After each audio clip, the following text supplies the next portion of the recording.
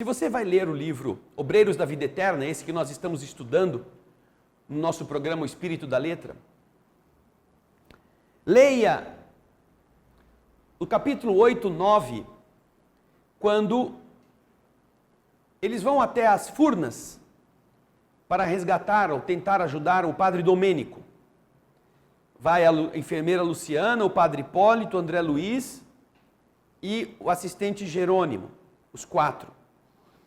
Mas a presidente da instituição, a diretora espiritual, a irmã Zenóbia. E eles então começam a falar com o padre Domênico. Depois que termina a falação com o padre, e que ele começa a entender o porquê que ele está ali, como é que, se ele aceita ou não sair dali, a irmã Zenóbia, ela pede para o padre Hipólito pregar para todos os que estão na furna, na escuridão trevosa. Porque, dentro de mais algumas horas, vai passar pela região o que eles chamam de fogo purificador. O fogo purificador não é o inferno que anda, como algumas pessoas às vezes imaginam. É uma tempestade elétrica, magnético-elétrica, que surge nos ambientes quando há uma concentração muito grande ou uma polarização muito grande entre a densidade de pensamentos ruins, que atrai uma ação contrária, que produz faíscas elétricas que dissolvem estes miasmas e que incendeiam todas essas regiões que estão poluídas pelas construções mentais desses espíritos. Não quer dizer que o raio vai consumir o espírito, mas, provavelmente, seja por uma indução psíquica, seja por uma ação elétrica ou magnética, do mesmo modo que as entidades amigas criam campos elétricos para defender as instituições do plano espiritual e os espíritos não conseguem passar, do mesmo modo que lá também na casa transitória de Fabiano existem barreiras elétricas como defesa que soltam raios que paralisam os espíritos caso eles queiram invadir, não para matá-los, mas para paralisá-los. O fogo purificador produzirá também reações desagradáveis nas entidades que forem colhidas por ele. E então, esse livro foi escrito em 1940 e alguma coisa. Se você ler o livro e você ouvir a resposta dessas entidades trevosas, a convocação das entidades amigas para que elas possam aceitar ser resgatadas, e os espíritos que foram lá, eles jogam redes, cordas para o abismo, a fim de que qualquer espírito que tivesse vontade sincera pudesse se agarrar e ser trazido. Vocês vão ver o que os espíritos falam, estas entidades, em uma obra escrita em 1940 e alguma coisa. Ana Paula vai ver para mim a data.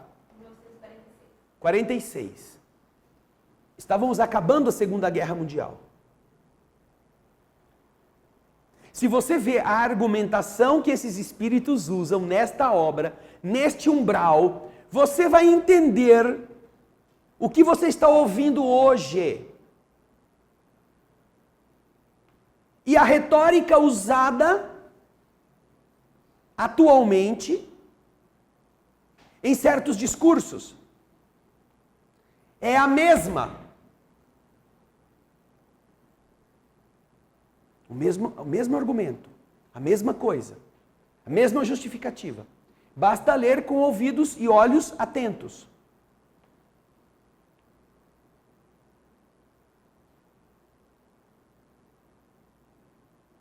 Não é de surpreender que nós estejamos em uma região fisicamente agora trevosa, precisando de um fogo purificador.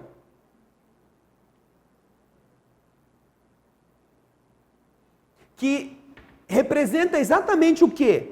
A vinda para a vida física de um grande contingente de entidades desta natureza, deste pouco entendimento, desta evolução precária, e que tomaram corpos para serem convocadas a uma última oportunidade de serem decentes, de serem criaturas que possam cooperar com a renovação da terra no sentido positivo. É a chance. Então, se você observa o paralelo, não há dúvida.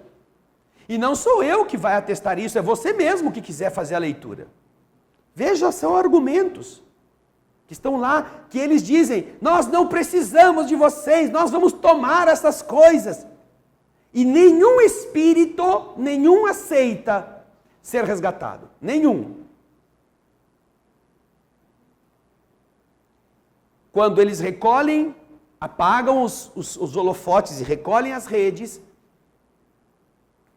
tirando o sarcasmo, tirando a gozação dessas entidades, eles voltam para a instituição, a casa transitória.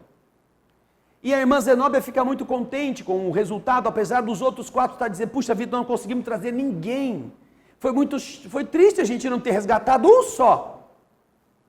E ela disse para eles, vocês não se incomodem, porque o que foi semeado hoje, a hora que as coisas começarem a explodir no céu, vocês vão ver como vai fazer efeito.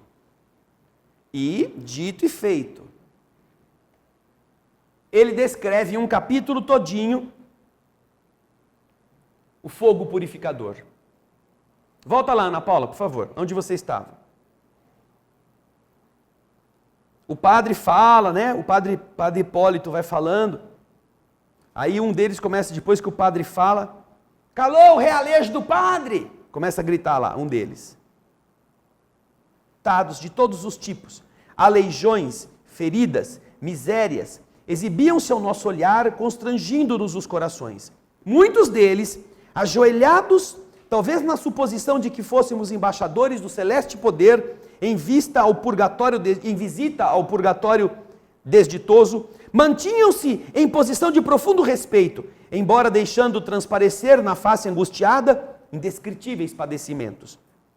De olhos ansiosos, falavam sem palavras do intenso e secreto desejo de se unirem a nós. Entretanto, algo lhes impedia de fazê-lo. Semelhavam-se a prisioneiros suspirando pela liberdade. Por que não corriam ao nosso encontro? Pergunta André Luiz. Por que não se ajoelharem junto de nós em sinal de reconhecimento sincero a Deus? Desejando penetrar a causa daquela imobilidade obrigatória, sem maiores esclarecimentos, André Luiz queria saber por que aquilo estava acontecendo. Entre a multidão compacta, aquele povão que estava lá, e eles, cavava-se profundo fosso, havia um buraco. E onde surgiam possibilidades de transposição mais fácil, onde estava mais fácil eles passarem pelo buraco, reuniam-se pequenos grupos de entidades que se revelavam por sinistra expressão fisionômica. Pequenos grupos que ficavam nas passagens. Eu não podia ter nenhuma dúvida. Aqueles rostos agressivos e duros sustentavam severa vigilância. Que faziam aí esses verdugos? Permaneceriam dirigidos por potências vingadoras, com poderes transitórios na zona das trevas, ou agiriam por sua própria conta, obedientes a desvairadas paixões da mente em desequilíbrio? Recordei antigas lendas do inferno, esboçado na teologia dos católicos, para concluir que a fogueira ardente onde Satã se comprazia em torturar as almas, devia ser mais bonita do que aquela paisagem de lama, treva e sofrimento diante dos nossos olhos. Recolhi, porém, o fio das considerações, que eu não podia ficar gastando minha mente nesse momento, compreendendo que o minuto não comportava divagações, por exigir contribuição ativa.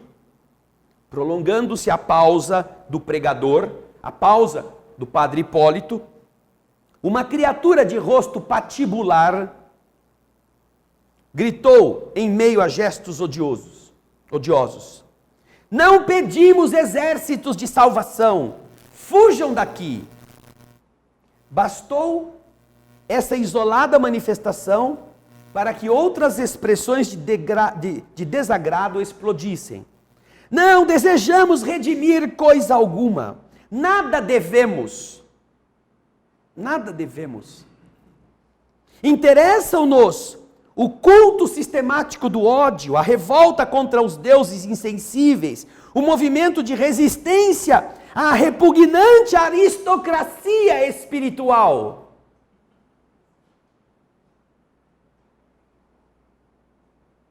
Morram os pregoeiros da virtude falsificada. Caiam os oportunistas de além-túmulo.